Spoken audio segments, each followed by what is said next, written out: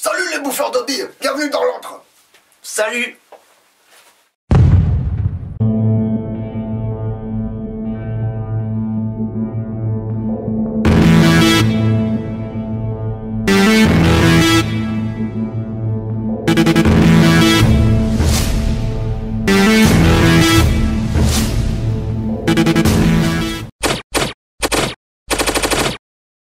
Je suis aujourd'hui avec Kev T16, salut Kevin, Salut Ding. qui est donc président de la BSA. C'est quoi la BSA? La BSA, c'est une association d'airsoft Oui. qui est basée sur Bourges, qui existe depuis 2008 si je dis pas de bêtises. Oui. Et j'en suis le président depuis un peu plus d'1 an maintenant. Et puis on fait des parties tous les dimanches, des sorties sur des OP. Bonne ambiance? Tout à fait, fair play, fun. Nickel. Fair play, fun? Bah ouais. Je comprends pas, t'as une Polar Star. Ah ouais, mais je l'utilise bien. Ah, ça veut dire quoi ça? Allez, on se retrouve aujourd'hui pour justement parler un petit peu de Polar Star parce que Kev, toi tu es utilisateur depuis 1 an et demi, c'est ça? Ouais, 1 an et demi, ouais. Juillet de l'année dernière, donc ouais, un petit peu moins, mais c'est ça, ouais. Ouais, comment tu as découvert le système? Je l'ai découvert en fait grâce à Aérographe Fokker, qui est un ami d'enfance à moi, et du coup à la base je voulais partir sur une Systema, et lui à l'époque il était là, il voulait qu'on s'achète une Polar Star chacun, et il m'a expliqué, il m'a montré quelques vidéos qu'il y avait déjà des États-Unis et d'un Français même. Oui. À l'époque il y en avait déjà un qui avait déjà fait une vidéo, et en fait je me suis dit pourquoi pas. Ouais. Et puis on a craqué, on a commandé chacun la nôtre, et puis voilà, je me suis retrouvé avec ça. Ok. Et toi tu jouais quand même pas un petit peu au gaz? Un petit peu au gaz, ouais. À l'époque où je l'ai acheté, j'étais au Chris Vector. Oui. Et oui, il y avait le kick, tout ça. Enfin, même si le Chris Vector, il n'a pas un kick de fou, mais là après, c'est sûr que du coup, passer sur le Polar, il n'y a plus rien du tout comme sensation. Mais enfin, là, on va chercher les performances. C'est autre chose. Ouais, voilà. Ok. Alors, basiquement, qu'est-ce que c'est Polar Star en fait? Basiquement, qu'est-ce que c'est? Oui.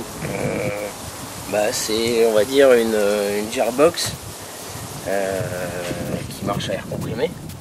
Ah, donc c'est pas une gearbox? Non, non. Ils appellent ça une fusion engine en fait. Ok, fusion engine. Voilà. Engine. Engine. Pour être plus Yeah. précis même. Hein. Engine. Ok, so the fusion engine. Yeah. Et alors du coup, il y a un truc qui fusionne à l'intérieur? Comment ça se passe Non, je dirais pas ça. En fait, on a des électrovannes qui sont commandés par une petite batterie. D'accord. Et après, on a notre petite bouteille d'air à haute pression. Ouais, qu'on va détailler tout à l'heure, on va détailler Ouais. un peu le système. Qu'on vient brancher avec ce petit tuyau. Et du coup, en fait, ça alimente, la batterie alimente les petites électros qui font passer l'air. C'est tout un circuit. Et puis au final, on se retrouve avec une air constante qui sort et des perfs au bout qui sont plaisantes. Ouais, avec possibilité, je crois, de vraiment modifier les réglages au poil de fion près. Ouais, aux petits oignons. Hein. Franchement, ouais, ça demande des heures de réglage, quoi, mais Ouais. il faut prendre le temps de s'occuper de ça, et après on arrive à des choses super bien. Ok. Donc c'est un système électro-pneumatique, on vient de le dire. Une ou plusieurs électrovalves. 2 électrovalves, ouais. Électrovalves ou Et électrovannes? électrovannes, je pense qu'on peut dire les deux, non? Oui, peut-être. Je oui. pense, ouais. Ok. Et donc commandé par un petit ECU, c'est ça? Tout à fait, ouais, un petit boîtier électronique. Electronic Control Unit, pour ceux qui parlent javanais. Ce qui amène en fait à une gestion électronique d'un flux d'air. Voilà. Qui dit flux d'air, du coup, c'est pas comme un GBB ou un GBBR, la température on s'en fout. On s'en fout complètement. Le taux d'humidité on s'en fout. On s'en fout. Ok. Par contre, il faut jouer avec une bouteille. Faut jouer avec une bouteille. Dans le dos, dans la poche. Oui. Là voilà. Ok. Donc il faut quand même pas mal de matos, on peut voir sur la table. Bon, vous pouvez commencer avec un petit peu moins que ça. Hein. Ouais, Enfin, ouais. bien que. Qu'est-ce qu'il faut pour bien commencer? Pour commencer, il faut, on va dire, un AEG de base. Ouais. N'importe lequel. Hein. On peut Kalash, G36, M4. Et bien après, ouais, donc on a en fonction du type de gearbox qu'on a d'origine, que ce soit de la V2 ou de la V3, il faut acheter sa Fusion Engine en fonction de ça.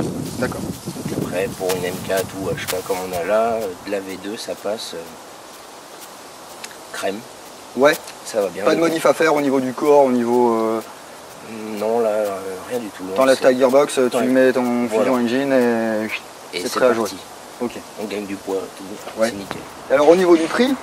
Au niveau du prix, je crois que depuis que les premiers kits, on va dire, ça a baissé. Parce que maintenant on trouve des régulateurs différents comme quand j'ai commencé avec les Redline. Ouais. Et Redline, c'est quoi ça? Redline, en fait, c'est le régulateur que propose Polar Star, on va dire, avec leur FE de base. D'accord. Parce qu'à l'époque, il n'y avait que celui-là qui existait. Et du coup, maintenant, c'est vrai qu'à l'époque, je me rappelle, j'avais pris un pack avec 2 bouteilles, ça m'avait coûté 800 euros. 800 euros sans compter la EG. Sans compter la EG, voilà. Ok. Donc c'est pas pour tout le monde. C'est pas pour tout le monde. Après, maintenant, on arrive à se retrouver avec des kits qui avoisinent les 700 euros. Et après, maintenant, du coup, on voit de plus en plus de kits où il y a des répliques complètes pour 900 euros, 1000 euros. D'accord, donc on est quand même sur un prix qui est légèrement inférieur à celui d'un Systema. Hein. Tout à fait. Tu nous parlais tout à l'heure de ton hésitation entre Systema et puis Popo. Ok, on a notre Fusion Engine qui est à l'intérieur de la réplique, avec les petits raccords pneumatiques, c'est ça hein? C'est ça. Une bouteille, alors là tu nous as amené 2 types de bouteilles. Voilà. Donc là on a une petite. Une petite de 0,2 litres. Voilà, qui est très chaude, donc on va peut-être se la prendre dans la gueule d'ici pas longtemps. Ouais, ça commence à chauffer. Voilà, ça commence à chauffer. Donc 2 litres celle-ci? 0,2. 0,2 litres. Du coup, on va dire qu'avec un popette. Chose que je pense qu'on va expliquer un peu plus tard. Avec un popette, soit le or ou soit le rouge, par rapport à l'origine, on a de l'économie sur la consommation d'air. Et là, on va arriver à tirer dans les... ça dépend du réglage de tout le monde après. Hein, mais en moyenne, on va tirer dans les 300 coups avec une petite bouteille comme ça. 300 coups 300 coups, voilà. Bon, bah oui, c'est pas mal quand même. Après, à part si on a un fou de la gâchette. Voilà. Mais après, bon, de toute façon, dans tous les cas, ça c'est vraiment acheté à part. Il n'y aura pas de kit avec des petites bouteilles comme ça. D'accord. C'est vraiment, on va se retrouver avec une 0,8 litres. 0,8 litres, donc là c'est une Shark. Hein. Une Shark, ouais. Apparemment, bonne marque, ils font paintball aussi, eux. Hein. C'est ça, ouais. De toute façon, ça vient de là. Hein. C'est paintball avant tout. Après, du coup, on l'utilise pour le système Polar. Mais du coup, une Shark de 0,8 litres. Et là, on va arriver, pareil avec un popette différent que celui d'origine, on va arriver à des facile des 2000 coups quoi. 2000 coups avec une bouteille comme ça, bon déjà c'est pas bon. Ça tient la journée. Ça se gonfle à combien de PSI ça en règle générale? Alors ça se gonfle à 3000 PSI. Donc parce qu'après là c'est on va dire c'est les 3000 PSI, il existe des versions 4500 PSI. Ouais. Mais celles-ci sont à 3000 PSI. Et donc sur cette bouteille, on a c'est quoi, un régulateur, un manomètre? Ça c'est un régulateur de marque Ballistic. Ballistic, ok. Qui est sorti début d'année, milieu d'année 2014. Ouais. Et là du coup on arrive à faire on est sur un régulateur qui coûte beaucoup moins cher que le Redline en fait. D'accord. Parce que pour le Redline on part sur du 200 euros le régulateur seul. Ouais. Et là je crois on est sur 80 euros. D'accord. Après c'est pas le même flexible non plus d'origine. Moi j'ai récupéré mon flexible de Redline. Parce que les flexibles Redline sont mieux faits, plus costauds, d'accord. Plus costauds, voilà. Ok, donc une bouteille, on l'a dit, hein, on vient d'en parler, forcément inflexible, avec des embouts, c'est que du raccord rapide, hein, vous n'avez pas de bricolage à faire. Voilà. Des côtes américaines. Oui, et puis là si je branche, l'air ne va pas sortir de l'autre côté, je veux dire, il y a vraiment des valves. Ouais, c'est sécurisé, il n'y a pas de problème. Voilà, et là, nickel. Ok. Et puis du coup on branche à la réplique. Hein. Voilà. Au cul. Et là je suis prêt à jouer. Oui, on n'a pas branché l'air. Mais on n'a pas branché l'air et puis on n'a pas mis la batterie. Hein. On parlait au début d'une batterie. Qu'est-ce que c'est ce bordel? Il faut une batterie, il faut de l'air. Il faut même des billes les gars. Il faut des billes. Ouais, c'est un truc de fou. C'est mieux. Donc oui, une batterie. T'en as une là, ouais. Elle est là. C'est vraiment tout petit ça comme batterie? Bah ouais, c'est tout petit. Après, on pourrait même mettre une grande, hein, du moment qu'on a le bon branchement, le bon raccord, on va dire. D'accord, oui, c'est un mini raccord, c'est genre modélisme voilà. ça. Hein. Ouais, c'est ça. Ok, c'est ça. Tu veux qu'on branche ça? On va brancher ça. Ouais. Petit conseil, parce que j'ai moi-même fait l'expérience de ça en début d'année, et puis toi je crois que Kevin ça t'est arrivé une paire de fois aussi, ne pas laisser la batterie branchée lorsque vous revenez de partie. Ça arrive, on est voilà, le dimanche soir on est crevé, on rentre, on laisse le barda, on dit je rangerai demain, le lendemain on range pas, le surlendemain on range pas, on arrive le week-end d'après, on prend sa réplique, la batterie est morte. Et puis une lipo qui est morte, c'est une batterie qui est morte. Vous pouvez la jeter. Hein. Enfin, pas n'importe où parce que ça fout le feu un peu, mais... Ouais, tout simplement parce que en fait, du coup, notre petite écu qui est derrière là, du coup, lui, il pompe en permanence. C'est pas comme un AEG où on va user de la batterie que quand on alimente la gâchette. Oui, surtout qu'il y a un affichage digital en plus. Ouais. Bon, on va regarder ça. Ça consomme en permanence. On va enlever ça. Je te laisse faire. Excusez-nous. On était rapprochés un peu depuis le début, mais c'est surtout pour que le micro puisse enregistrer la voix de Kev. Donc c'est dans le tube de crosse. Voilà. Tu veux qu'on sorte le petit... le CU. Voilà. Hop. Là c'est branché. Ça affiche shot. C'est parti. Shot, tu shot. Shot, tu shot. Là je branche l'air et je shot. Voilà. Je vais brancher l'air.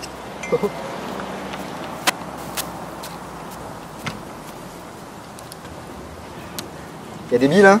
Non, il n'y en a pas, normalement. Ok. Donc on ouvre l'air. On ouvre l'air. Ok, tu règles à combien toi? Là, on va dire sur cette config là, je me mets à 80 ou 90 PSI. Ouais. Pas plus. Sinon là, du coup, avec le nozzle que j'ai mis dedans, là, on va taper au-dessus des règles autorisées à la BSA. D'accord. Qui sont de? Vu qu'on joue en CQB pour le moment, on essaie d'être en dessous des 330 pour pas se faire mal. Ok, ouais, c'est pas plus bête. Puis bon, vu les distances de tir, il n'y a pas non plus besoin... Il n'y a pas besoin de 400 FPS, ça c'est clair. Ok, alors du coup, si je suis un petit tricheur, hein, hop, j'augmente ma pression. C'est ça. Et puis, vas-y, fais-toi plaisir. C'est malheureusement ça, ouais. Bon, enfin, malheureusement, j'ai envie de dire, le mec qui triche, de toute façon, qui soit en Polar-Star, exactement, déjà, il n'a pas sa place sur un terrain, il n'a pas compris l'airsoft. Et puis qu'il soit en AEG ou en Pola ou en ce qu'il veut, il y a toujours moyen de tricher. Hein. Il y a toujours moyen, oui. Donc messieurs les tricheurs, je sais pas, restez chez vous ou jouez entre vous et puis je sais pas, dans des carrières et puis laissez-vous ébouler la carrière sur la tronche. C'est ça. Ce sera bien. Hein. Ça sera bien. Ce sera bien. Ce sera ça en moins sur les terrains.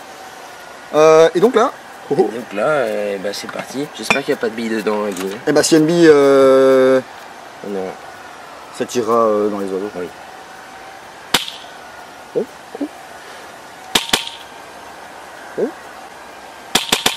Moi j'aime bien. Oui, et en plus, alors là, on peut voir aussi que tu as une détente qui est custom un petit peu. C'est ça, ouais, custom, ouais. Pareil, un Fokker qui m'a mis dans le vis et qui m'a poussé à en acheter une. D'accord, donc en fait il te fait vider ton compte en banque tous les mois. C'est ça. Merci Fokker. Merci Fokker. Et donc en fait, là du coup, on a une détente avec un réglage qu'on peut diminuer et on n'a plus de course en fait. Là c'est vraiment on appuie, c'est direct. Oui. Donc d'où l'intérêt d'avoir vraiment une bonne discipline avec son index. Hein. C'est ça. Et doublette ça suffit de toute façon. Je ne peux pas être plus d'accord que ça. Hein. Ça sert à rien de spammer à mort. Enfin bref. Voilà. Je ne reviendrai pas sur ceci. Et donc là si je me mets en full, tu es en règle en burst toi ou tu es en full? Là c'est en full. Full. Bah écoute, on va quand même essayer, je pense qu'on va avoir des surprises. Non, c'est pas possible. Ouais, bon, allez. Mais là c'est réglé c'est réglé quand même à une grosse caméra. Je remets le safe et puis je pose ça parce que non là c'est indécent. C'est indécent. Ok. Donc on voit très bonne réactivité, très bonne régularité. Tout à fait, ouais. Quand on peut le voir en chronique, quand on le passe, la réplique, je veux dire, il y a 3 FPS de différence entre chaque tir à peine, et des fois on sort exactement le même nombre de FPS. Ok. Ouais, et puis possibilité, alors là la mode est au canon de diamètre un peu plus élevé, 6,20 c'est ça? 6,20 c'est ça, ouais. 6,20, bon il y a plusieurs marques qui font ce type de canon. Bah oui, pourquoi? Parce que là on peut régler vraiment au poil près le débit d'air. Hein. Ouais, c'est ça. Du coup, ouais, on peut régler le débit, le débit d'air en fonction de la longueur du canon qu'on va avoir, de son diamètre. Et tout ça, ça se fait vraiment au chrony en fait. Oui. Il y a des réglages à faire qui sont... C'est long, mais quand on prend le temps et qu'on fait ça bien, on arrive à des performances nickel. Ok, on en parlera un petit peu plus tard des réglages. Parce qu'il y a quand même beaucoup de choses, pas mal de choses à savoir. Et puis sur certains forums, les utilisateurs partagent leur réglage, ce qui fonctionne avec eux, avec leur config, avec le bloc hop-up, avec le canon, la longueur de canon aussi qui est importante. Hein. Et puis pour atteindre soit la cadence de tir désirée ou soit la puissance désirée ou la réactivité. Bon, enfin, quoi que la réactivité elle est toujours là quoi qu'on fasse. Hein. Ouais. Mais moi ce que j'avais trouvé intéressant en début d'année, c'est que par exemple avec ce système, on peut régler la cadence de tir. Et pour le mec qui est un petit peu féru milsim, machin, tout ça, et on va pouvoir régler la cadence de tir de l'arme reproduite. C'est ça, ouais. Voilà. Donc je vois que toi, tu as un deuxième upper ici, là. Oui. Qu'est-ce qui t'a motivé à prendre un deuxième upper? Parce que bon, l'intérêt est limité, non? Bah, limité, c'est vrai que du coup je le sors pas souvent. Ouais. Là, vu qu'on est en CQB, mais à la base, ce qui m'a motivé, c'est qu'on avait une OP avec les potes en milieu d'année. Oui. Et du coup, on allait jouer en forêt avec des distances d'engagement qui étaient beaucoup plus éloignées que ce qu'on peut rencontrer en CQB. Et du coup, je me suis fait un deuxième upper qui fait que du coup, on enlève la goupille, on sort le petit upper, on met le long. Et là, du coup, en changeant le canon, tout ça, j'arrive à des performances qui font que je passe d'une réplique type CQB à une réplique type anti-snipe en l'espace de 2 secondes. Et c'est... Ouais, c'est bien appréciable. Ouais. Ok. C'est cool. Et puis, ça évite de tout redémonter à chaque fois. Ouais, c'est ça. Sur un AEG, il n'y a pas beaucoup d'entretien, hein, à part nettoyer le canon de temps en temps. Ouais. Bon, certains recommandent un démontage annuel. Enfin, perso, je ne l'ai jamais fait, je sais pas si toi tu es adepte de ça. Non plus, non. En général, tant qu'il n'y a rien qui pète, on n'ouvre pas, on touche à rien. Est-ce que sur Polar Star, il y a un entretien particulier à faire, à part le nettoyage du canon, bien sûr? Ouais, nettoyage du canon, ça c'est de toute façon, comme l'AEG on a dit. Après, au niveau de l'entretien, en fait, on a les fournisseurs, donc Polar Star, qui conseillent en fait tous les 30 000 coups de mettre un petit coup de graisse sur le nozzle. 30 000? 30 000. D'accord, faut déjà y aller. Faut déjà y aller, ouais. Enfin, pour certains, c'est 2 parties du dimanche. Hein. Mais c'est vrai. Donc un petit coup de graissage sur le nozzle et après, le popette, je crois pas. Ouais. Le popette, c'est vraiment le graissage, hein, si on va le changer, quoi. Ouais. Mais ça bouge pas. Sinon, c'est à vie, enfin... Ouais, Après, rien n'empêche pendant qu'on enlève le nozzle, un petit coup sur le popette, ça fait pas de mal. Hein, mais... Ouais. Généralement, quand on enlève, on voit qu'il y en a toujours autant. C'est vraiment le nozzle qui bouge le plus, quoi. D'accord. Qui est plus sollicité, on va dire. Ok. C'est équivalent à un nozzle d'AEG ou c'est différent? C'est totalement différent, on va dire. On est sur des nozzles...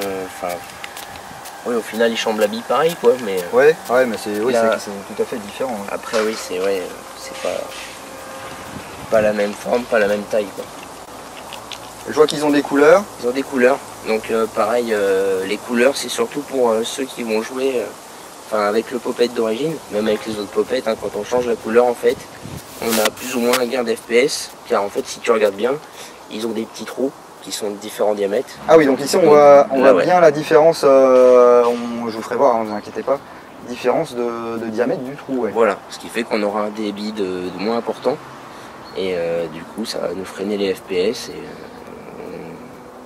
on peut aller je crois le plus petit, donc le vert, on va aller jusqu'à en dessous, on va avoisiner les 200 FPS. Ouais. Après tout dépend, pareil, le canon, tout ça. Mais le vert 200 FPS et puis après le rouge on arrive sur des 800, 700 qui servent à rien chez nous, quoi. 800 FPS, ouais, c'est pour les Américains ça? C'est ça. Après, je veux pas te cacher que du coup moi j'ai quand même mis un nozzle argent dans la réplique.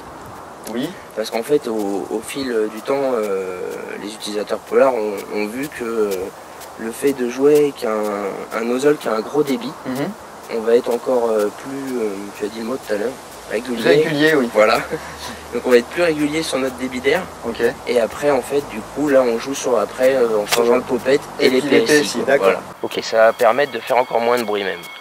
Okay. Quand on a le silencieux. Ah bah oui, parce que si tu fais ça, ça fait moins de bruit que si tu fais ça. C'est ça, tout à fait. C'est pour ça qu'il y en a qui ont des Polar Stars qui font et d'autres qui ont des Polar Stars qui font C'est ça. Ok. Ah bah sympa, ouais. Donc on met vraiment la bille sur un coussin d'air, donc canon très large, nozzle avec une ouverture très large, voilà, l'air va bien passer autour de la bille et puis avoir une stabilité. C'est pour ça qu'il y a des portées de chou un peu sur avec les Polar Stars. Hein. C'est bluffant, ouais. Franchement, j'y ai pas cru au début, hein. Ouais. Parce que moi on m'a dit, Fokker, oui. Achète ce 620. Du coup je me suis dit pourquoi le 620 ça serait mieux qu'un 601 PDI, ou même des fois on a les 604 PDI que dans les snipers, j'ai vu, c'est un super bon, pas rendu mais des bonnes perfs. Ouais. Et j'ai dit allez vas-y j'en achète un, hein. Et du coup en fait ouais, c'est vraiment bluffant là. C'est une tuerie. Ouais. C'est une tuerie. Et niveau joint de hop-up, il y a un joint particulier à mettre avec Polar Star ou c'est compatible avec tous les joints d'AEG? Bah là après on va dire que c'est là en plus où il ne faut pas le négliger en fait le joint. On va dire qu'il ne faut pas acheter des joints de base ou il faut mettre l'argent sur le joint, il faut mettre l'argent sur le bloc hop-up. Oui. Et parce que de toute façon au final vu qu'on n'a plus de contraintes dans la gearbox, que ce soit un ressort ou un piston qui s'use, là c'est tout le temps parfait à la sortie du nozzle. Du coup en mettant un joint et une bonne chambre hop-up, plus on a une bonne étanchéité, plus les perfs sont au rendez-vous. D'accord. Donc bon joint, bonne chambre hop-up et puis après... Ok. Tu as opté pour le système Air Hop ou tu as pris du hop-up standard? Alors du coup, de toute façon pour nos 620 là on n'a pas le choix, c'est du Air Hop. D'accord. Donc on a mis ça et oui au final... C'est pas trop compliqué à l'installation? Non, franchement c'est comme un rubber à placer normal hein, sur une autre chambre hop-up de base. D'accord. Par contre, je suppose que ça t'oblige à utiliser un grammage vachement plus élevé que sur un AEG normal, quoi. Très élevé, ouais, parce que là, du coup, au début, j'avais acheté de la bille en 0,30. Oui. Et au pub 0, ça levait à 20 mètres, quoi. Ouais. Du coup, après, j'avais trouvé de la 0,36 qui, ça allait, mais c'était pas encore ça. Et là, je me vois jouer avec de la 0,40 sur le Perlon, quoi. Ah ouais, carrément. Pas sur la petite, hein. Ça c'est sûr que la petite elle n'en voudra pas. Ouais. Mais là avec le joint Air-Hop du 620 sur le canon long, c'est de la 0,40. 0,40 et niveau portée? Niveau portée 70 mètres. 70 mètres à 400 fps? 380 ouais. Mais, ouais. Ok. Après même en le baissant, parce qu'on s'est rendu compte en faisant les réglages, même en mettant on va dire les FPS à 330, on va avoir une portée de fou, mais juste la bille va y aller moins vite. Oui. Est-ce que tu as rencontré des problèmes durant cette année et demie avec ta Polar Star? Alors j'ai rencontré des problèmes. J'ai eu un problème sur une étanchéité, on va dire. Ouais. J'ai joué un jour par forte pluie en extérieur et je me suis retrouvé avec la Polar Star qui s'est mise à tirer toute seule. Ah. Et du coup en semi, des fois elle clique toute seule, et en full, quand j'y passais, ça partait tout seul. Je me suis dit oula, un petit moment de frayeur on va dire. Ouais. Et en fait quand j'ai ouvert la partie où j'ai mon écu avec la batterie, je me suis aperçu qu'il y avait un peu de condensation. Et j'ai fait sécher tout ça et c'est revenu. D'accord, donc un faux contact ou quelque chose comme ça. Ouais, voilà, ou l'humidité, voilà quoi. Ouais. Donc juste ça après. Donc bien protéger le CU de l'humidité. Voilà, ouais. Une crosse bien étanche, un endroit où ça prend pas l'eau, à l'abri de l'humidité. Ok. Et j'ai eu un autre problème aussi, c'est au niveau du popette, mais je pense que ça c'est moi qui ai justement beaucoup tiré mes 30 000 coups. Ouais. Et bravo. Et du coup en fait mon graissage devait plus être bon. Ce qui fait que mon popette d'origine, non, je dis bêtise, le popette or que j'avais remplacé, et du coup il avait dû s'abîmer un peu, et où le graissage était parti, et puis au final ça fonctionnait plus, j'avais mon air qui venait qu'au bout d'un petit moment. Du coup on a changé le popette et c'était reparti comme en 40. D'accord. Après ça me l'a refait une autre fois, je sais pas pourquoi, peut-être qu'on n'avait mis pas assez de graisse ou quoi. j'ai rouvert, j'ai remis de la graisse là où il fallait sur le popette. Parce qu'une fois j'avais mis trop de graisse et c'est pareil, ça fonctionnait pas. Ah, il faut bien graisser comme il faut, on verra ça tout à l'heure. Au bon endroit et pas trop et ni trop peu. D'accord. Mais sinon, mis à part ces problèmes là, tout roule. Tout roule, ok. Ouais, c'est vrai que souvent, dans la deuxième partie du reportage Polar Star, vous verrez d'autres utilisateurs pendant l'OP nationale qui a eu lieu la semaine dernière à la BSA, j'allais dire une autre asso. Ah, oui. Bon bah salut chez nous de toute façon. Salut la track. Non, c'est pas eux. À la semaine prochaine la track. Qu'est-ce que je disais comme connerie? Qu'on verrait d'autres utilisateurs Polar Star sur la deuxième partie. Il est fort, tu es très fort. Oui, on verra d'autres utilisateurs qui sont passés à Polar Star justement parce qu'ils en avaient marre un petit peu de bidouiller leurs AEG. Alors bon, la fiabilité, certes, les jantes, vérité, bon. On voit sur les forums des gens qui ont quand même pas mal de problèmes, mais on verra tout à l'heure que souvent les problèmes sont liés à justement l'utilisateur. Pour finir, est-ce que tu as des trucs ou des astuces pour les utilisateurs de Polar Star, qu'ils soient nouveaux ou assez aguerris déjà, le remplissage des bouteilles par exemple, pour le placement de la sortie d'air, pour la... Ouais, bah du coup, de toute façon, le niveau de la sortie d'air, à l'origine, quand on va recevoir la FE, ils le mettent sur le bas, ce qui fait que du coup, on enlève notre petite cage de moteur de base, vu qu'on n'a plus de moteur. Ouais. Et donc, ça sort par le bas. Moi, je me suis rendu compte, c'est pas gênant. Mais dans la forêt, ça me gênait pas. On est passé sur du CQB après, et je me suis rendu compte sur le changement d'épaule un peu, et qu'en fait, je me suis dit pourquoi pas le mettre derrière. Ça me fera moins, ça m'embêtera moins, on va dire. D'accord. Dire un gros mot.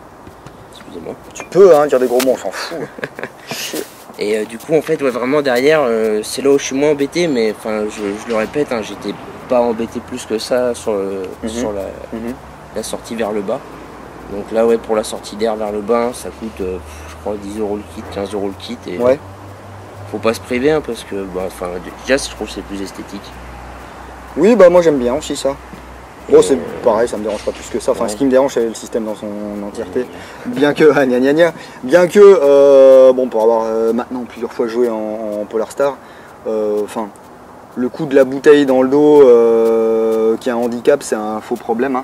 Parce que la bouteille, ça pèse quoi? Ça pèse, allez, maxi, 2 kg, 1,5 kg, 2 kg. Si vous pouvez pas porter 1,5 kg ou 2 kg dans un sac à dos, faut pas sortir de chez vous, je pense. Ou sinon faut opter pour les petites, c'est encore plus léger. Les petites, vous achetez 28 petites et voilà quoi. Pour les remplissages de bouteilles d'air. Oui, les remplissages, où est-ce que tu fais ça? Alors les remplissages de bouteilles d'air, je fais ça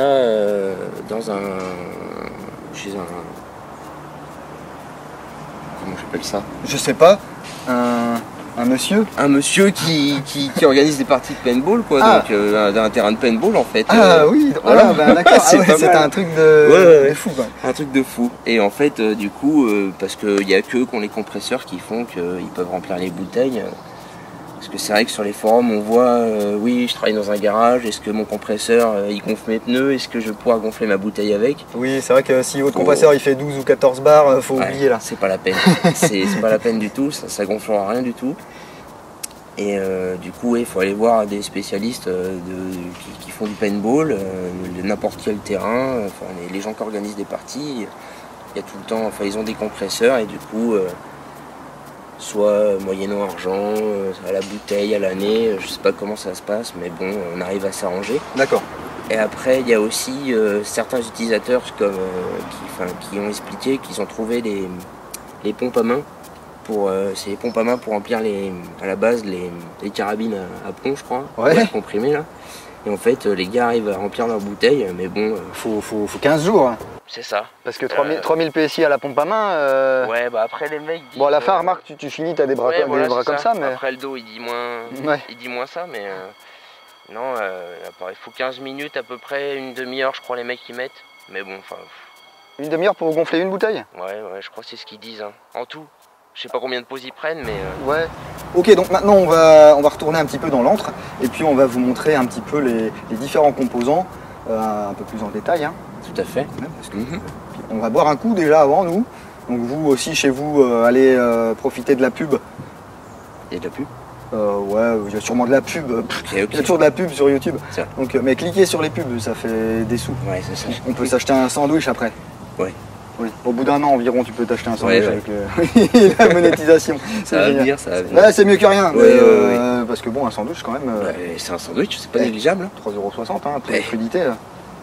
Ça déconne pas. Donc on retourne dans l'antre. Enfin non, on va boire, vous buvez, on retourne dans l'antre et puis on détaille tout ça en gros plan et tout. A de suite. Tout à l'heure. Salut les potes, c'est encore Instructeur 02. Alors on est aujourd'hui chez la BSAA dans leur magnifique terrain The Fabric. Alors on est là pour l'OP Polarstar, comme vous le savez moi Polarstar, voilà, c'est pas trop mon truc. Je pense que j'ai même une petite longueur d'avance, je vous cache rien. Cette longueur d'avance, je l'ai entre les mains, c'est une innovation, c'est une exclusivité PowerGun Airsoft, PowerGun qui je le rappelle partenaire BSAA. Et qui sponsorise évidemment cet événement Polarstar.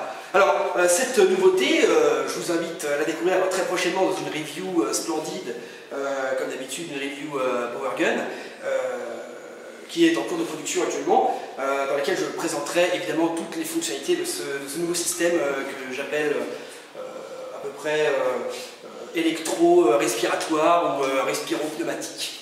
Alors, c'est une tactical Sarbacane qui peut reproduire, on va dire, les performances, voire dépasser évidemment les performances du système Polarstar et équivalent. Donc une petite démonstration vite fait, juste du bruit, de la performance. Voilà, je pense que j'en ai dit assez. Vous découvrirez donc la suite bientôt, très prochainement.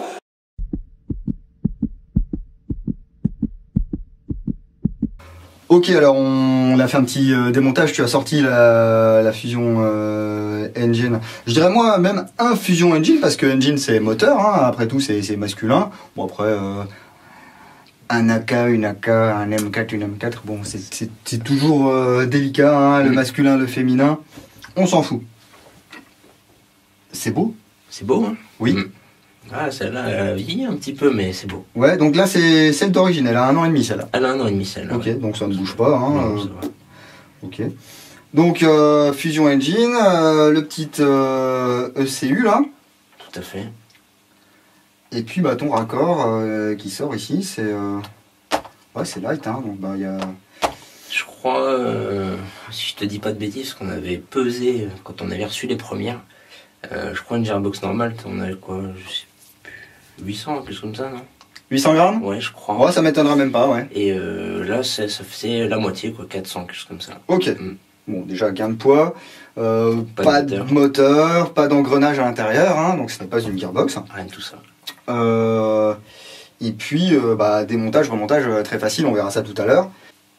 On a parlé tout à l'heure de nozzle, de popette, d'électrovanne. Est-ce que tu peux nous montrer un petit peu tout ça? Eh ben ouais, je peux vous montrer tout ça, il n'y a pas de problème.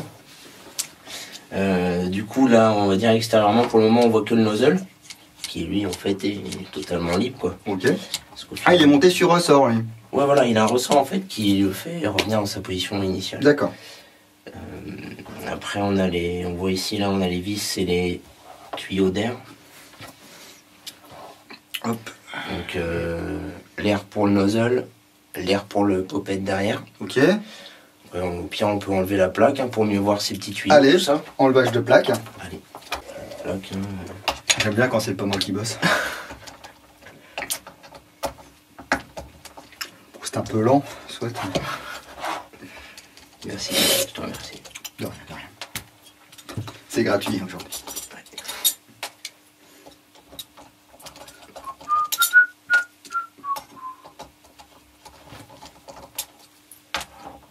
Donc ce sont des petites vis cruciformes. Hein. Au moins celles-là, elles sont normales, on va dire. Ok. Donc là, on voit, oulala, il y a du bazar là-dedans, mais bon, ça paraît quand même relativement simple. Hein.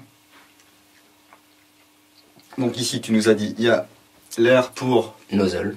Nozzle, donc ici. Sur une électro. Ok, là. Voilà. Ici, l'air pour... Le popette. Le popette qui va... derrière sur le deuxième électro qui est de l'autre côté. Derrière, d'accord. Voilà. Est-ce que si je tourne là, ça tombe Il n'y a pas de... ça va y aller. Donc deuxième électro ici. Ok. Ah bah là, le sélecteur de tir. Alors il actionne quoi lui? Il actionne des petits interrupteurs? Ah oui, bah oui, on voit. Oui, voilà, on les voit bien. On voit ici, oui. Interrupteur.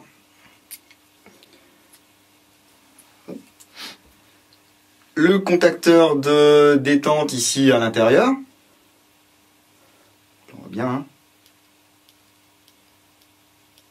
Bon, je sais pas si vous l'entendez. Nous on l'entend bien. Et puis une petite carte électronique qui va gérer, qui va aller donner les informations, enfin qui va lier un petit peu le CU. Du coup à quoi? C'est juste le contrôle de... Ça va aux électros. Ça va aux électros, voilà, ouais. Ok, ah oui, il y a une deuxième prise. Ouais, voilà. Qui est tout embobiné là. Qu'on peut voir derrière. Ok. Et donc là... Ça va au cul des électros. Je vais essayer de ne pas casser, parce que ça, c'est des petites prises.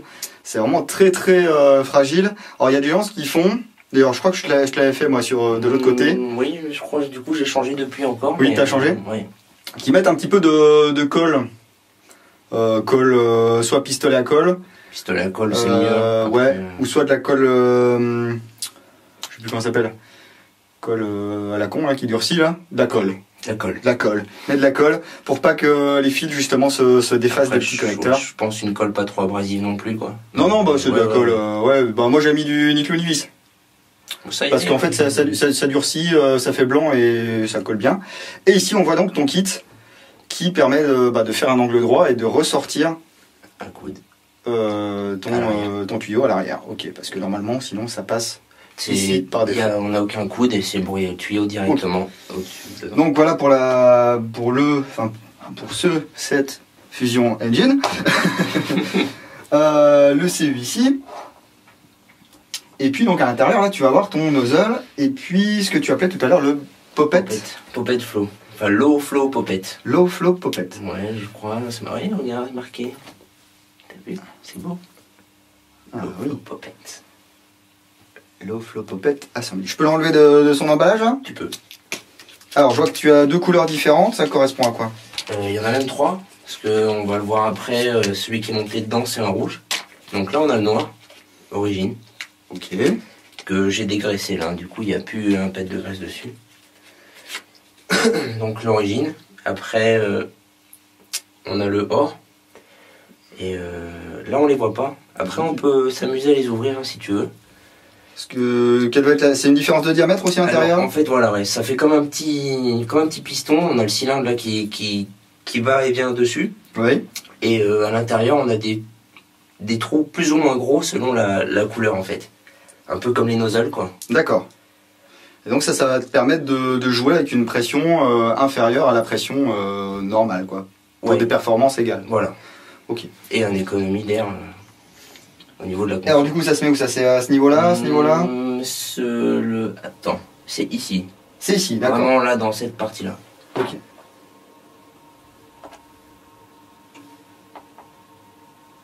Et ça c'est actionné, ça bouge d'avant en arrière. Voilà, avec en fait pareil on a un ressort qui est ici. Oui. Qui appuie. Et donc en fait si tu veux, l'air du tuyau là nous fait sortir ici, ce qui fait que clou, il s'ouvre. Ouais. Donc l'air elle se fait passer, je sais plus exactement comment, et après du coup ça transmet au nozzle par le milieu. D'accord. Parce qu'au final voilà, ça va au milieu et après donc le ressort qui nous le remet en position de base. Très bien, eh ben, écoute on va regarder tout ça. Tu veux bien? Y a pas de problème. Je suis en train de tout jeter là sans faire exprès. Donc là c'est une vis Torx? Non. Alors c'est une vis à la base BTR on va dire. Ouais. Mais un peu américain.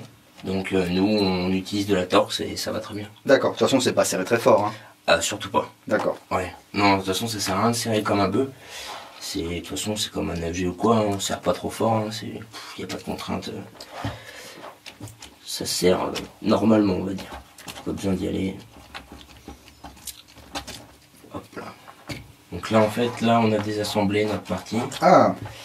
Ça tient juste par cette vis là. Ok, qu'on n'a pas besoin d'enlever spécialement. Là on l'enlève si on veut enlever les électros. D'accord. Donc on on a nos 2 tuyaux comme on avait dit tout à l'heure, qu'on va se débrancher. C'est pareil, ça, faut surtout pas serrer trop fort. Après, il faut serrer parce qu'on a des joints à écraser quand même pour avoir une bonne étanchéité. Mais... Ouais, un petit peu de graisse à mettre sur les joints ou ça se monte à sac? Je crois qu'il y a de la graisse, mais ça doit être léger, hein, c'est celle d'origine. Ouais. J'en ai pas remis. Là, tu vois, on a le... Ok, oui. Un joint de chaque côté.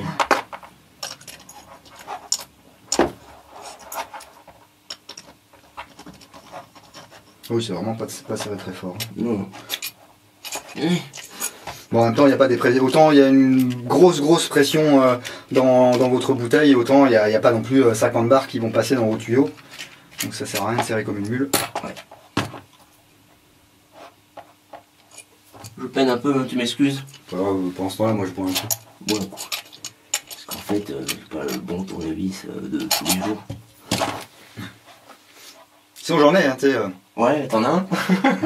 Ah mais s'il y en a un là, ouais. C'est parfait, bah, c'est beaucoup mieux, regarde, hop.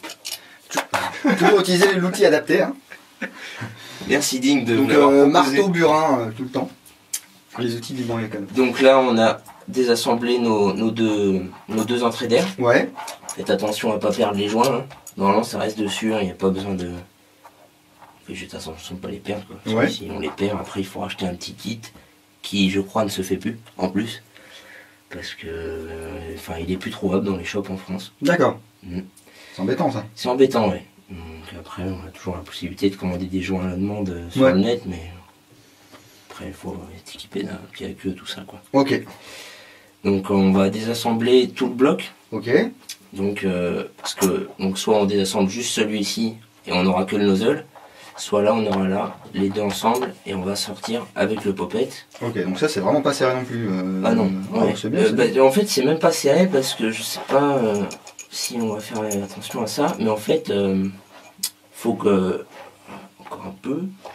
Ah, faut que tu sois aligné. Là voilà, faut qu'on soit aligné en bas et du coup c'est pas serré à fond. Parce que si on serre à fond, de toute façon on voit bien qu'on n'est pas aligné et ça se montera pas.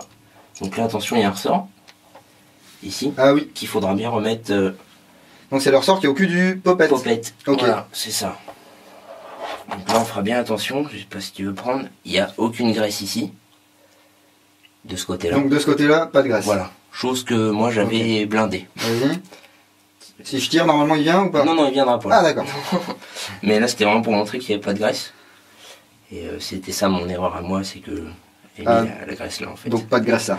Pas de graisse ici. De ce côté-là du popette, pas de graisse. On va désassocier le nozzle. Donc encore un ressort là, oui. On a notre nozzle ici. Tu vois, il est... Ah oui, donc lui il est graissé, bon bah vraiment au niveau du joint, et puis un petit peu devant, un petit peu derrière, ça c'est toi qui l'as mise ou elle se met au fur et à mesure? Elle se met parce que je pense, tu vois, ça travaille pas mal. Et du coup les surplus vont sur les bords quoi. D'accord. Et on parlait tout à l'heure de la différence de diamètre là, si tu veux bien m'en faire passer un autre. Ouais, bah, je vais te faire passer un petit. Que tu vas bien voir.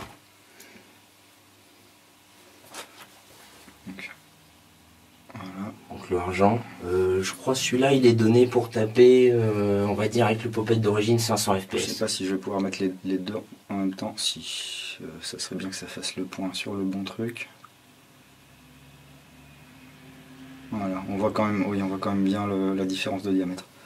Ok. Bon, super.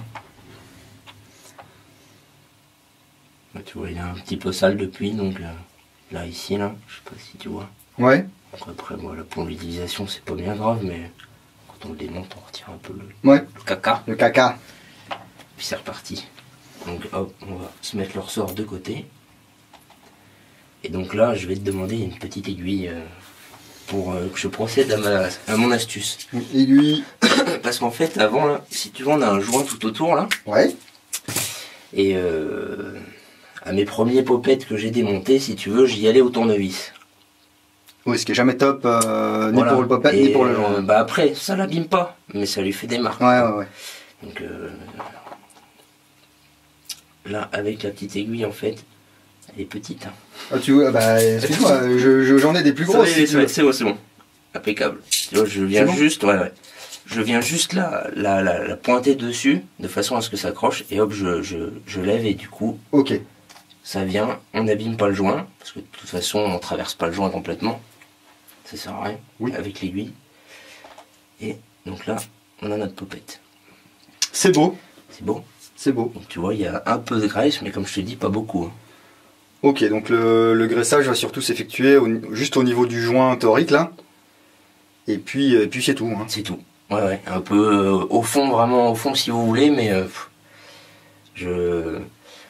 suite au conseil de mon ami Fokker, de notre ami Fokker, et qui ça? Aérographe. Fokker. Tu connais pas? Non, moi non plus. Et en fait, il m'a dit vraiment, ça sert à rien d'en mettre énormément. Donc là, ça suffit. Oui, le mieux est l'ennemi du bien. Je ne sais pas ce que ça veut dire, mais j'avais envie de placer cette phrase. Pas mal. C'est-à-dire que bah oui, on aime bien que on dit toujours faut mettre du gras, surtout sur tout ce qui est gaz. C'est bien toujours que ce soit graissé. Bah là, mais là en fait, ouais. En mettre trop, ça va vous occasionner des soucis, comme tu disais tout à l'heure. Donc pas terrible, pas terrible. Ouais. Ok. Donc après, et quel type de graisse tu utilises? Alors, cette graisse là, pardon. C'est Gunsave Premium Lubricant. Voilà. Ok. Alors j'ai vu depuis pas longtemps qu'en fait ils en font 2 modèles. Si je me trompe pas, il y en a un il est rose et l'autre il est vert, je sais plus exactement. Mais je crois que c'est de la graisse pour les voitures télécommandées aussi. Hein. C'est rigolo, ça sent légèrement huile de boîte. Ah oui? Ouais, je trouve. Un peu. Légèrement, très légèrement. Ah ouais, hein, t'as raison. C'est bien visqueux. Ok, donc ça c'est recommandé par... Faut mettre que ça de toute façon. Ah d'accord, donc pas d'huile de silicone comme je peux avoir là. Non. Ok, donc huile comme ça, pas d'huile pas du lithium. Non. Spray WD-40. Non, ça va pas y aller. Graisse de frites, huile de vidange. Donc cette graisse-là. Cette graisse-là, ouais. Et si vous voulez être tranquille, quoi. Ouais. Sans rien abîmer, c'est celle-là qu'il faut mettre. Ok, donc je récap, on a notre nozzle. Le ressort du nozzle, c'est bien ça. Ici, notre le bloc popette. Bloc popette avec le popette. Le petit ressort du popette qui le ressort du popette. Et derrière, donc l'électrovan qui va les électrovannes qui vont régler ton débit d'air. Qui vont en fait c'est déclaper quoi. Elles vont laisser passer l'air. Voilà. Ok. Voilà. Donc commandé par ta détente et par ton ECU. Oui, tout à fait. Ok, super. Eh bien écoute, je te laisse remonter, à moins qu'il y ait d'autres choses à voir. Là, on va peut-être pas démonter les électrovannes. Est-ce que ça sert à grand chose? Ça sert à pas grand chose, non. C'est pareil, si vous les démontez, repérez bien là, à ce niveau-là. Il faudra les rebrancher au même endroit, si tu veux. Par rapport à la gauche et la droite. Ah oui, parce que là il y a fil rouge à gauche, fil noir à droite et en bas c'est fil noir à gauche. Tu vois, j'avais jamais fait attention. Et le fil d'accord. Mais oui, moi je repérais, je mettais celle du bas, celle du haut et elle allait à gauche ou à droite. D'accord. Et parce que sinon en fait on va ouvrir à l'envers les électros, ce qui fait qu'on va souffler dans le popette, dans le nozzle avant le popette. Ça marchera pas. Ça marchera pas. Ou alors tu vas aspirer de l'air carrément. Voilà. Pour regonfler, au lieu de faire la pompe à main, pour regonfler vos bouteilles, vous branchez vos électrovannes à l'envers, et puis ça va vous aspirer de l'air. Bon, faut environ 15 000 coups pour remplir sa bouteille, mais ça va. Ok, bah écoute Kev, je te laisse remonter ça, que nos amis puissent voir. Ça marche. Comment c'est dit donc qu'on fait. Alors, hop là. Ok, donc ça faut pas faire. C'est pas grave. Les ressorts qui sautent. Donc, on va remettre le joint. Pareil, il n'y a pas besoin de gras sur celui-là. Ouais. Moi j'en mettais avant et puis erreur quoi. Oui, parce que du coup ça te met du gras sur l'arrière là où il n'en faut pas. Voilà. Donc on appuie petit à petit puis il va se mettre dans son logement tout seul. Ok. Hop là. Donc la plupart des problèmes rencontrés sur Polarstar, c'est lorsque justement il y a du gras, trop de gras sur le popette ou du gras mal placé sur c'est le ça, ouais. Enfin, j'ai vu, on va dire, on est peut-être 3 à avoir eu ce problème là quoi. Ouais. Donc là, ressort bien en place, il y a une petite cale au fond. Ok.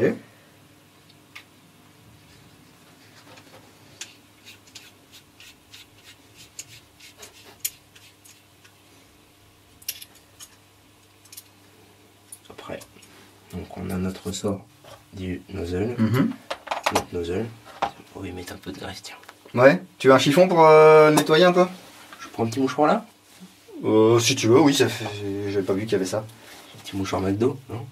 Oui, bah disons que ça m'aide quand je suis seul, un petit peu dans l'antre. Ne m'en dis pas plus. À nettoyer mes répliques. Ouais, d'accord, ça marche. Pardon, mes chéris. Tu m'en veux si je mets du gras sur ton tournevis? Non. Parce que c'est trop tard. Ok. C'est gentil de demander après. Oh là, il fait ça bien, hein. Bah. Le roi du gras. Le gras, c'est la vie. Hein. Le gras, c'est la vie, effectivement, j'arrête pas de le dire. Le gaz aussi. Le gaz aussi. Donc là, hop, il se remet tout seul. Ok. Il gras plein les doigts. Oui, j'ai un chiffon si tu veux, grave, ça sera mieux que dans tes fringues. Hein. C'est pas grave. Là, pareil, hein, de toute façon, là, le ressort, il est bien calé là où il faut. Ouais. Celui-là, il va pas bouger quand vous le remettez. Donc là, hop, on est bien.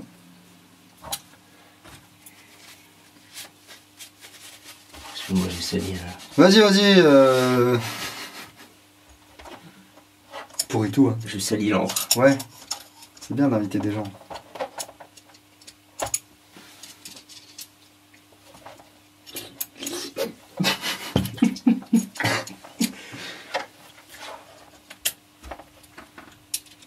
Scellé quand même, hein, cette queue de détente. Ils en font des modèles, enfin pas plates. Moi ça m'a dérangé un petit peu pendant l'OP au début, ouais. Ah ouais? Parce que moi du coup justement je déteste celles qui sont courbées. Ah tu préfères les... Mais ils en font. Hein. Il y en a pour tous les goûts comme on dit. Oui. Donc ouais, ils en font. Mais au final c'est les mêmes détentes qu'ils font pour les AEG. Hein. Oui, d'accord. Et t'as une petite vis qui te permet de régler la course. Tout à fait, oui. On la verra pas là, mais... Oui, bah c'est pas grave. Vous savez comment ça marche. Donc là, hop, on a serré. Pas trop fort, comme on a dit. En tout cas, je tiens, parce que je ne l'ai pas fait spécialement de manière officielle, à remercier Kev qui, justement, en début d'année, m'avait prêté sa Polar Star, qu'il avait depuis pas très longtemps, qui venait d'être customisé justement par Fokker. Il n'avait jamais sorti sur le terrain et il me l'a passé pour que je puisse faire l'article pour Red Dot et que je puisse l'amener sur le terrain pour tester. Donc merci de m'avoir fait confiance. Mais pas de souci. Je pense que tu n'as eu que pour 600 ou 700 euros de réparation à la suite de mon passage. Mais à peine. C'est toujours sympa et je remercie d'ailleurs tous ceux qui me font confiance de manière ponctuelle et qui m'envoient leur matos. Parfois même directement depuis le magasin où ils commandent. Hein. Ça c'est un truc de fou. Hein. Moi j'achète une réplique, j'ai pas envie que ce soit quelqu'un d'autre qui la touche en premier. Et là vous êtes quelques-uns à m'envoyer votre matos en avant-première. Et ça c'est vraiment beau. Quelque chose que c'est quelque chose que j'apprécie. On va remettre la petite plaque, le petit fil aussi. Tiens. Hop.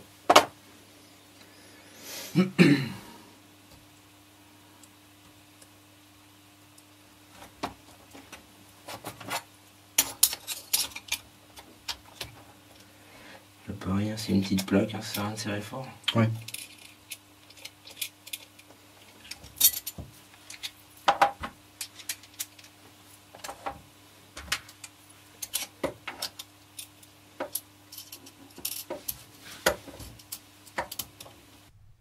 Et pendant ce temps, à Veracruz,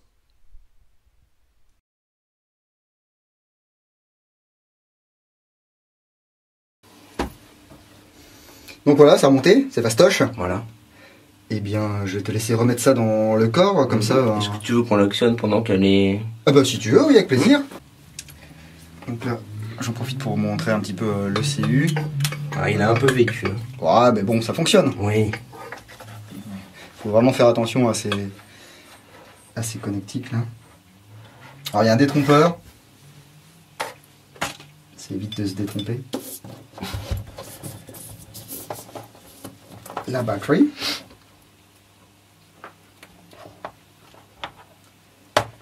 Ah, on est en auto. Oui, parce que du coup, hop. Shot. Ok. Excellent.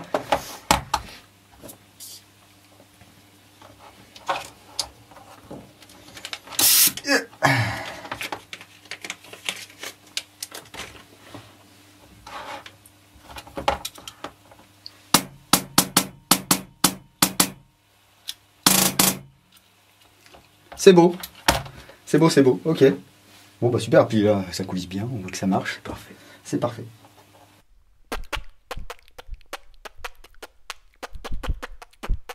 Bon voilà, je vais tenir le CU pendant que Kev nous explique un petit peu les différents réglages. Alors du coup là pour rentrer dans ton programmage tu vas appuyer sur le petit joystick. Petit joystick, j'appuie, ok. Voilà. Là donc je suis on est en safe. En safe, ok. Tu cliques vers la droite. Hop. Ok. Il y est. Là c'est quoi, c'est RE? Donc RE. Alors ça c'est la mise à jour, on va dire, le firmware. D'accord, donc la révision. Ouais. Révision. C'est pas touché. Ok. Ensuite. Donc après on est sur FA. Donc là c'est là que tu vas régler ton full. Donc là FU, full. Full, ok. Si tu baisses vers le bas, burst de 9. Ah ok. 8. Et jusqu'à 1. Ah bah c'est sympa, donc tu peux même bloquer ta réplique en semi. Tout à fait. Mettre les deux, que ce soit le full ou le semi sur 1. Pas mal, pas mal. Donc petit clic sur la droite. DN c'est ça? DN, ouais, 0,9. Alors là c'est le délai de rétention arrière du nozzle. Donc là c'est pour affiner, on va dire, la cadence de tir. On va arriver, en bougeant ça, à obtenir un peu plus de cadence, quoi. D'accord. Petit clic à droite. DP. Donc là DP. 22. Alors, là le DP. Alors là c'est là qu'on va jouer beaucoup. C'est en fait c'est le délai d'ouverture du popette en fait. Ah donc ça va te régler le flux d'air qui sort. Tout à fait. Alors là ça modifié impératif en fonction de votre longueur de canon. Là on va dire que bon, j'étais en type CQB, mais au final on était réglé pour de la réplique longue déjà. D'accord. Donc à 22, le canon long en 407 qu'on a dans l'autre, il y va quoi. Ok. Sinon pour un petit canon de 20 cm on va dire, on va mettre dans les 14-16 de DP quoi. Ok. Voilà. Donc après plus on augmente pareil, et puis plus on va avoir un débit d'air. Là c'est vraiment un réglage au chronique qu'on va faire. Oui. Pour régler ça.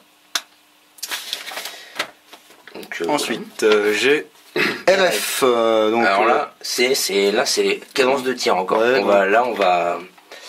On va jouer encore sur la cadence de notre full énormément avec ce RF. Et plus on le diminue, plus on aura de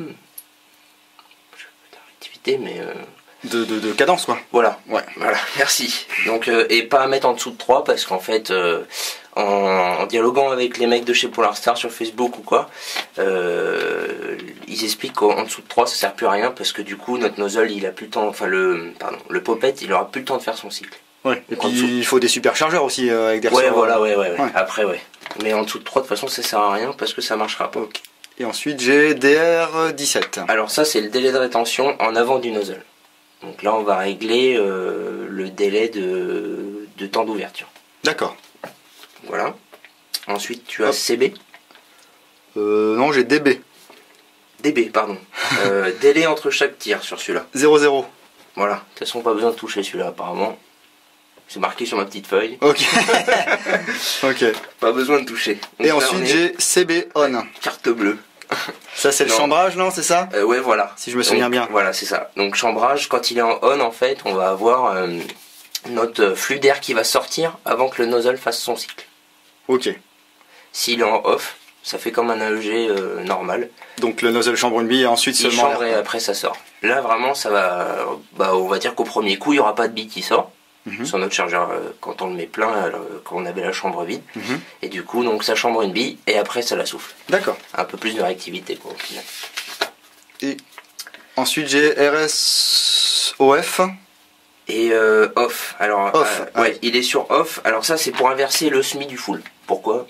Je sais pas. Donc, ah en fait, bah peut-être sur les AK hein. Ah bah oui. Ah ça peut être bien aussi. C'est vrai. Parce que bah ouais écoute, ça fait ça en fait. Là. Sur les SCU c'est le cas aussi hein. T'as un programme AK parce que comme ton semi et ton full sont inversés. Le full est en premier sur les les AK. Donc là-bas on a ça pour inverser justement le full du semi. Bon bah c'est cool. Et ensuite j'ai LB. Alors voilà. Oui. Donc alors là LB est-ce que ça sert à quelque chose? Je sais pas. C'est vrai. Ouais, parce qu'en fait, si tu veux, ça c'est censé te dire, c'est censé te prévenir quand ta lipo va être HS, je crois. Ah, la petite là, oui. Ouais. Oui, bah forcément, il y en a qu'une. Donc là, on est sur quoi? Sur 2. Ça, c'était une question conne. Alors, mais non, mais du coup, alors sinon, c'est 2 lipo en 7-4. Ok. Et sur 3 positions, enfin, position 3, c'est lipo en 11-1. Ok. Et ça te fait un bip ou quelque chose? Bah, normalement, mais j'ai jamais entendu. Bah, moi non plus, ça t'est déchargé comme ça et je l'avais jamais entendu biper. Donc, et puis après, on a fait le tour, je crois. Et ensuite, je suis sur RE, donc c'était. Le firmware, révision. Ok.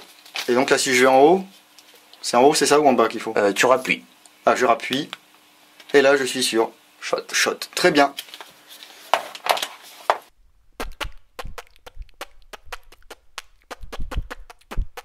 Bah, on va se la remonter. Enfin, tu dois la remonter. Bah oui, j'ai bien vu que tu me laissais tout faire. Bah oui. Et bah écoute, on va y aller. Allez.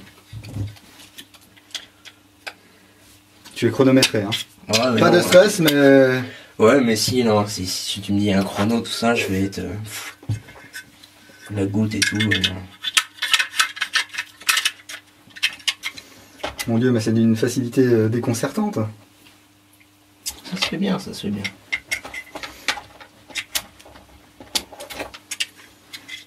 Alors, faut rester devant la caméra. Et oui, c'est un métier, hein, on dirait pas comme ça. Ouais, non, je confirme, digne, on n'est pas dans une bonne position. T'es courageux.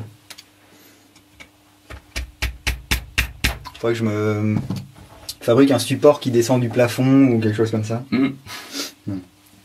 C'est quoi, c'est une bête ça qui est sortie de... Un petit peu de forêt. Attends, regarde l'écorce. Ah oui, t'as joué en forêt, ouais. Bah. Oh la vache. Bah attends, il faut en ramener chez soi. Hein. Si c'est pas dans les chaussures, c'est dans la réplique.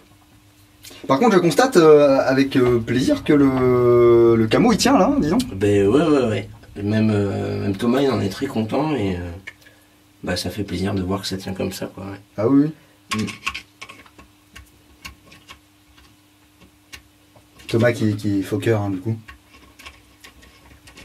Oui, pardon.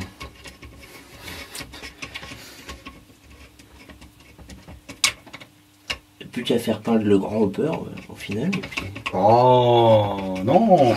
En plus c'est un rail RS que tu as acheté. Ouais, parce que j'en ai chié à le monter. Enfin, pardon pour les gros. C'était pas évident, il a fallu faire une noix sur mesure. Une noix. Vous m'éclatez avec vos noix. Bah ça s'appelle comment? Bah c'est pas parce que ça s'appelle nuts que ça veut dire. Bah c'est une noix, c'est nuts. Non, nuts c'est un écrou en anglais. Aussi, enfin entre autres. Ouais. C'est l'écrou. L'écrou de canon, ouais. De barrel nuts, c'est ça. La noix. Oh là là les gars. Arrêtez quoi. On se marre bien. On se marre bien. C'est un peu long hein quand même hein. Ouais. Là, et puis là à chaque fois que je fais ça l'abîme.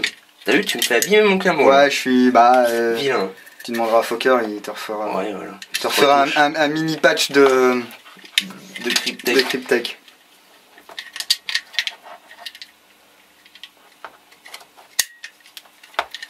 Alors, du coup, est-ce que... parce qu'on discute, hein. Il y a des questions qui me viennent. Est-ce que du coup, tu as laissé tomber tes autres répliques depuis que tu joues en Pola? Alors, depuis, on va dire que... Quand je l'ai eu... j'avais dit tout à l'heure que j'étais au Vector.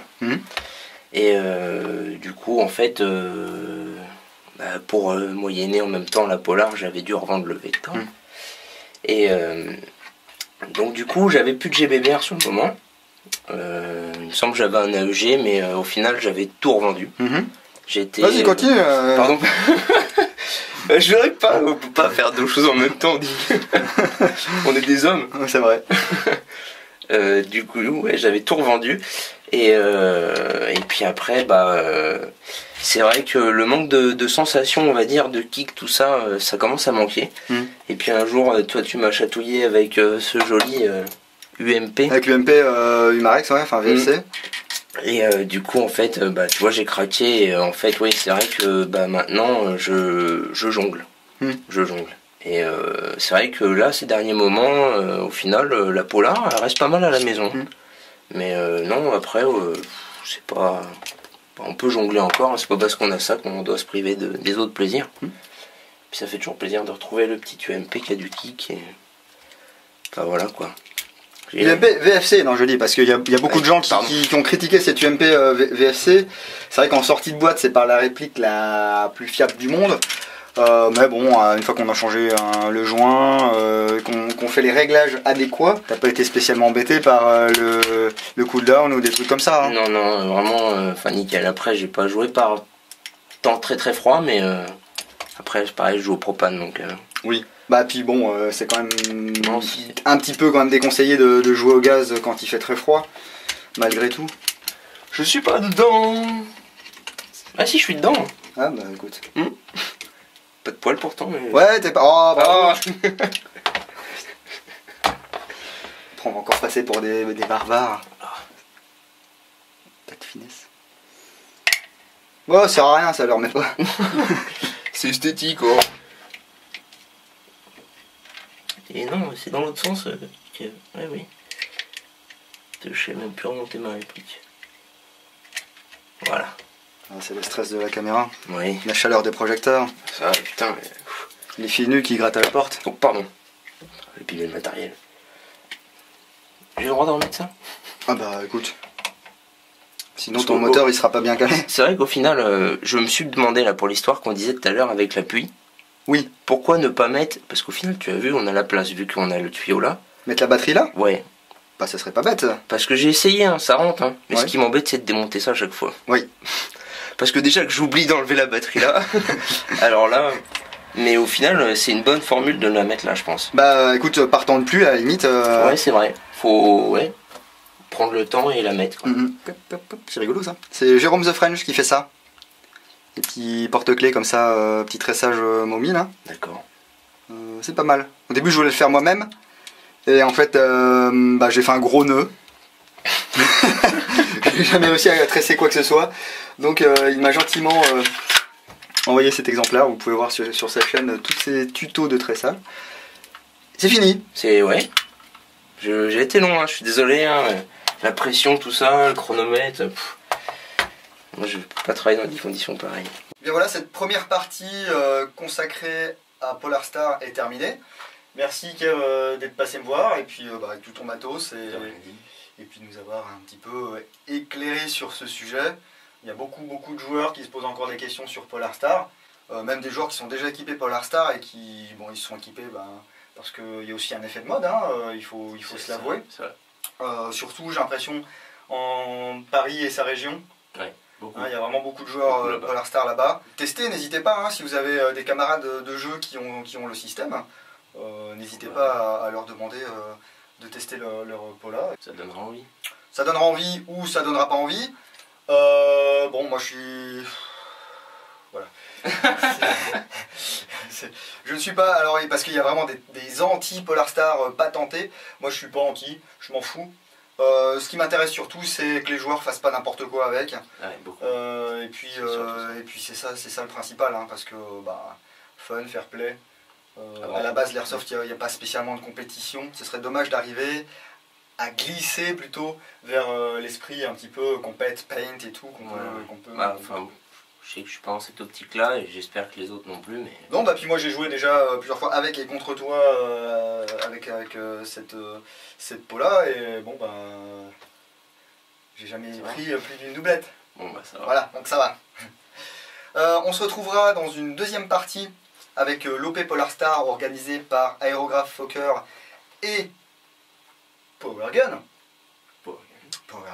Distributeur pour l'instant. Qui s'est déroulé le 22 septembre. C'est ça. C'est ça, le 22 septembre. Donc au terrain CQB The Fabric de la BSA. Je vous fais plein de bisous. Je vous dis à bientôt dans l'entre du dingo. Salut.